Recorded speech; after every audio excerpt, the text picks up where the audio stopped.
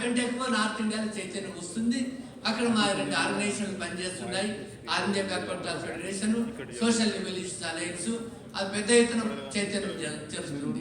ఈ రకంగా ఈ సామాజిక న్యాయం గురించి ఈ యొక్క మైనేమెంతో మాకంత ప్రాతినిధ్యం కావాలని ఫస్ట్ టైం 13th జనవరి 2024 రాహుల్ గాంధీతో ఒక గంటన్నర చర్చించి వాళ్ళకి ఫస్ట్ మేము ఏం చెప్పామంటే ధైర్యంతో మీ పార్టీని మీ పార్టీలో మీరు ఏదైతే డెమోక్రసీ ఉంచుకోండి. డెమోక్రసీ పెడితే అందరు మీ దాంట్లో కూడా బ్రాహ్మణ్స్ ఉన్నారు. ఆర్ఎస్ఎస్ బీజేపీలో ఉన్నారు, కాంగ్రెస్లో ఉన్నారు, ఆ పార్టీలో ఉన్నారు.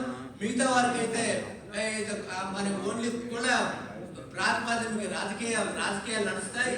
కాబట్టి ఎవడు అధికారం వస్తే వాడే యజమాన్యం చెలాయిస్తాడు. వాళ్ళకు కూడా బీదస్తులు కూడా చేయరు.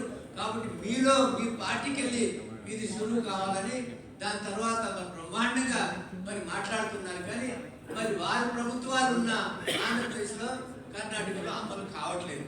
కాబట్టి మనం అందరం కూర్చుకున్నాము. మనకు ఎవరైతే ఇక్కడ బలం ఉంటుందో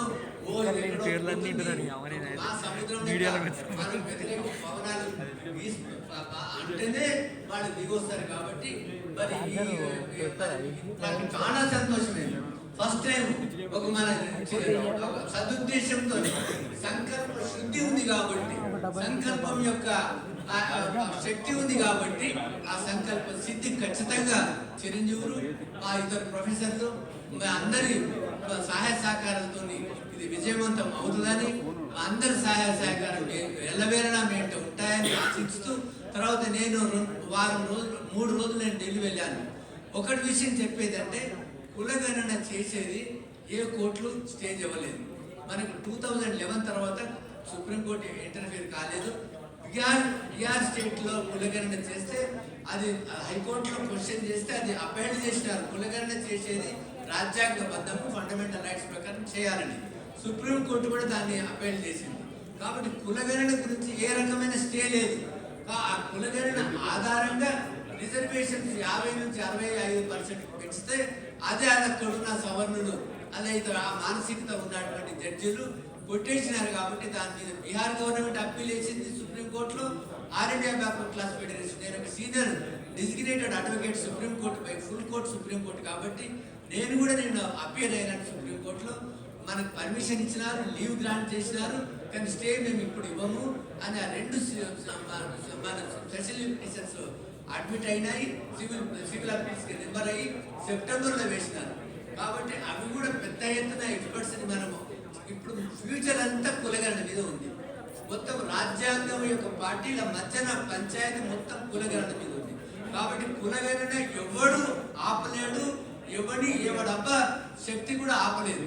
కాబట్టి కులగణన చేయాలనేది ప్రతి ఒక్కరి ఆకాంక్ష, ప్రతి ఒక్కరి కోరిక. కులగణన చేస్తేనే ఈ ప్రజాస్వామ్యంలో, ఈ డెమోక్రసీలో, ప్రజా పాలనలో ప్రజలకు భాగస్వామ్యము, judiciary, executive, legislature, local bodies, economic, సంక్షేమం అన్ని విషయాలలో కూడా వాళ్ళకు అధికారం వస్తుంది, వాళ్ళకు భాగస్వామ్యం వస్తుంది, వాళ్ళకు షేర్ వస్తుంది. కాబట్టి కులగణన చేస్తే ఈ డిమాండ్స్ అన్ని పెరుగుతాయి. కాబట్టి వాళ్ళు దీన్ని అనగదొక్కే ప్రయత్నం అగ్ర కులాల వాళ్ళు చేస్తూ ఉన్నారు. అగ్ర కులాల వాళ్ళు అందరూ ఒకటే, వాళ్ళంతా పిల్లులు, మనమంతా ఎలకలం. మనం తినడానికే చూస్తారు కానీ మన భాగస్వామ్యం మాత్రం ఏ అగ్ర కులాడు ఇవ్వడానికి మాత్రం సిద్ధంగా ఉండరు. కాబట్టి మనం ఇది గుర్తించుకోవాలి. కాబట్టి ఏ పార్టీ అయినా కూడా మనకు బహుజనులకు రాజ్యాధికారం వస్తే తప్ప మనకు సంపూర్ణమైన రాజ్యాంగపరమైన హక్కులు రావని మరి మీతో మనవి చేసుకుంటూ ఈ అవకాశం ఇచ్చిన మీ అందరికీ కూడా నాకు ధన్యవాదాలు. Thank you sir. చాలా విషయాలు వారు తెలియజేశారు. వాస్తవానికి నిన్న సుప్రీంకోర్టులో పాట్నా గవర్నమెంట్ ఏదైతే బీహార్ గవర్నమెంట్ రిజర్వేషన్ల పైన మన పాట్నా హైకోర్టు స్టే ఇస్తే ఆ స్టేను అప్పీల్ చేసినారు. సార్ కూడా సుప్రీంకోర్టులో నేను ఉన్నారు, వాదనలు వినిపించినారు. సుప్రీంకోర్టు స్టే ఇవ్వలేదు. కానీ కాకపోతే మనం అది అప్పీల్ డిస్మిస్ చేయలేదు. అది ఫైనల్ ఇయరింగ్ సెప్టెంబర్లో పెట్టినారు. సార్ కూడా అందులో పార్టిసిపేట్ అవుతున్నారు.